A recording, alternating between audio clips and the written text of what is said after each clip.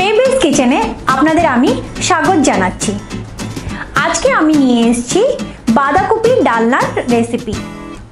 এই বাঁধাকপি ডালনার রেসিপি বানানো খুবই সুবিধে, যেটাকে আপনাদের ঘরে যা বি সামগ্রী থাকবে, বাঁধাকপি থাকবে, এটা আপনারা আরামে বানাতে পারবেন। তবে চলুন আজকে আমরা দেখছি এই বাঁধাকপির ডালনাটা আমরা বানাচ্ছি কিভাবে। ছোট ছোট বাঁধাকপি কাটা নেব, মটরশুঁটি, আলু, একটা টমেটো কুচানো, তেজপাতা আর আধা টুকরো আদা, 5 ফোড়ন, পানমৌরি, জিরা, মেথি, কালো সর্ষে আর কালো জিরে, এইগুলোকে মিক্স করে 5 ফোড়ন তৈরি হয়।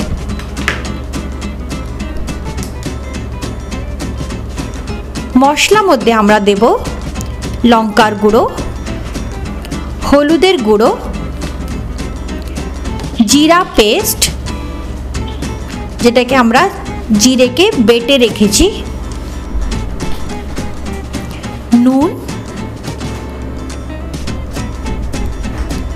আর চিনি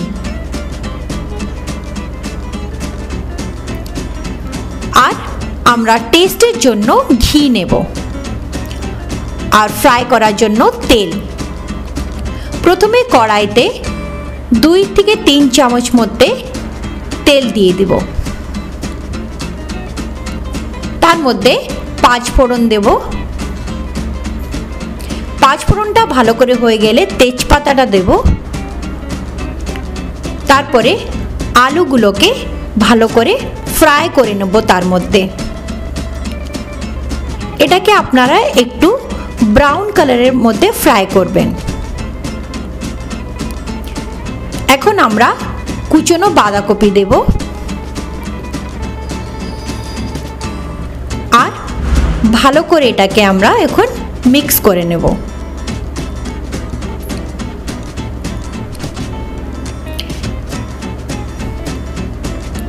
এখন মটরশুঁটি তার মধ্যে আমরা দেব আর টমেটো, লঙ্কার গুঁড়ো 1 চামচ,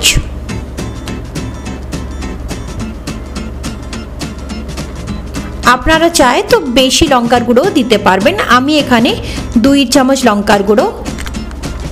এখন আমি হলুদের গুঁড়ো দিচ্ছি আর এই আদা পেস্ট, তার মধ্যে নিজের স্বাদের অনুসার আপনারা নুন দেবেন। তার মধ্যেই আমরা এই জিরে বাটাটাও দিয়ে দেব আর এখন এই সবগুলোকে ভালো করে মিক্স করে নেব।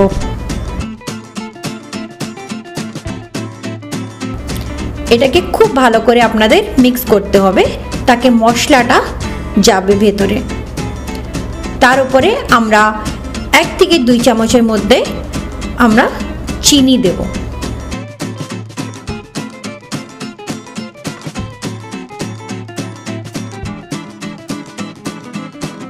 আর 2 থেকে 3 মিনিট জন্য এটাকে ঢাকনা দিয়ে দেব। এই দেখুন আমাদের বাঁধাকপি তৈরি হয়ে গেছে ডালনা। এখন আমরা দেখি এটা হয়েছে কি না। এটা অল্প কিছু হয়েছে, তার মধ্যে আমরা একটু জল দেব আর তাকে আবার ভালো করে মিক্স করে নেব।